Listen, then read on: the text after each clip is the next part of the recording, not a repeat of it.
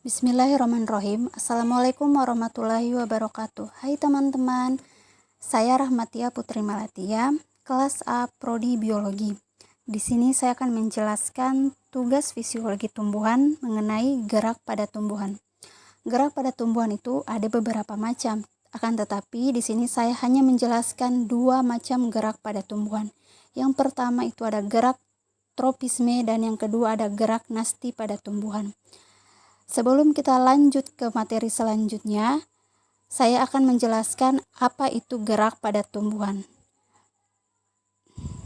Gerak pada tumbuhan merupakan suatu respon terhadap rangsangan atau stimulus, baik yang berasal dari dalam maupun dari luar individu, atau gerakan sebagian organ tumbuhan atau keseluruhan tumbuhan akibat pengaruh rangsangan atau bukan pengaruh arah rangsangan atau otonom. Jadi, timbulnya gerak pada tumbuhan merupakan bukti adanya iritabilitas atau peka terhadap rangsang.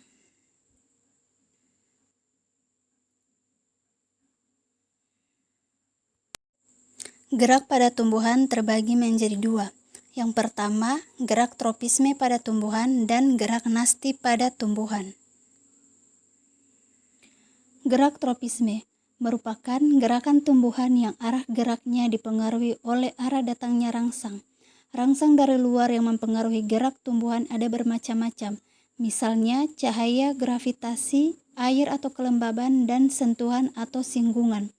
Berdasarkan jenis rangsangan dibedakan menjadi 4 gerak. Yang pertama, fototropisme, geotropisme, hidrotropisme, dan tigmotropisme.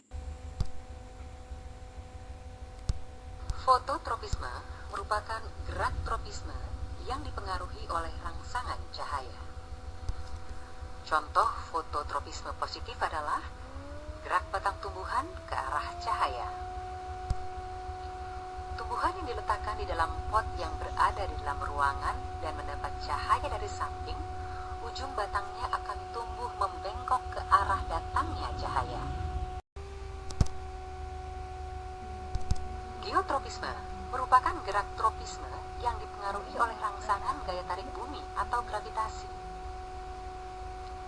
Contoh geotropisme adalah gerak akar yang selalu menuju ke pusat bumi atau geotropisme positif.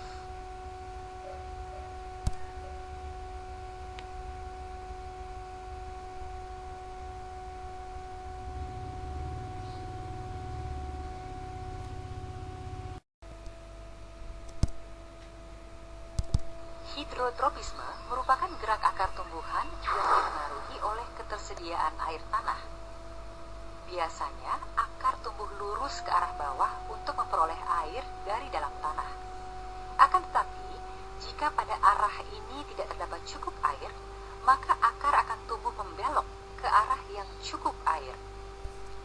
Gerak akar menuju sumber air disebut hidrotropisme positif.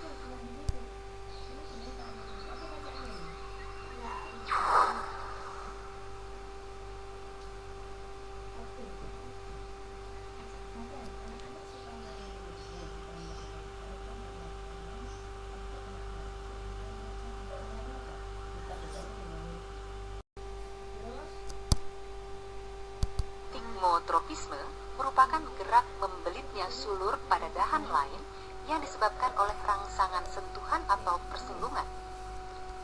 Contoh tigmotropisme adalah gerak membelitnya sulur anggur.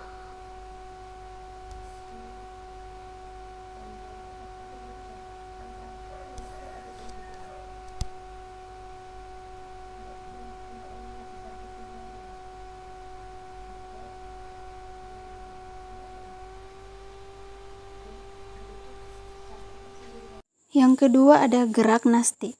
Gerak nasti adalah gerak yang dilakukan oleh tumbuhan tidak dipengaruhi oleh arah datangnya rangsang. Contohnya pada putri malu. Yang kedua ada gerak nasti pada tumbuhan. Gerak nasti pada tumbuhan terdiri dari beberapa macam. Yang pertama ada fotonasti. Fotonasti merupakan gerak nasti pada tumbuhan yang disebabkan oleh rangsangan cahaya matahari.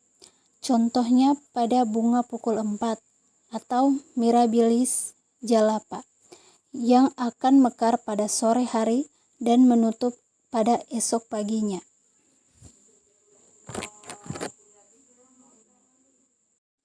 Yang kedua ada gerak niktinasti.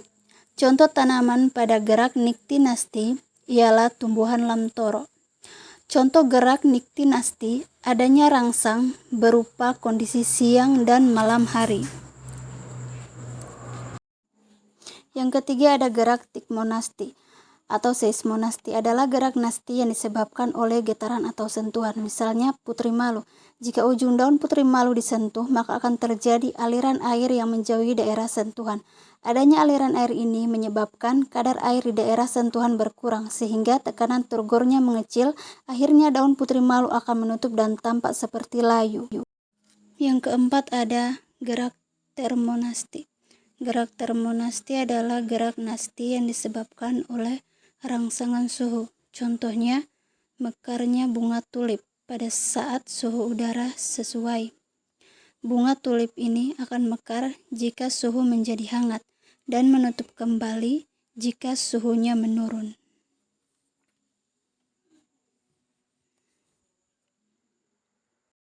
Terima kasih telah menonton video saya tentang gerak pada tumbuhan. Sekian, wassalamualaikum warahmatullahi wabarakatuh.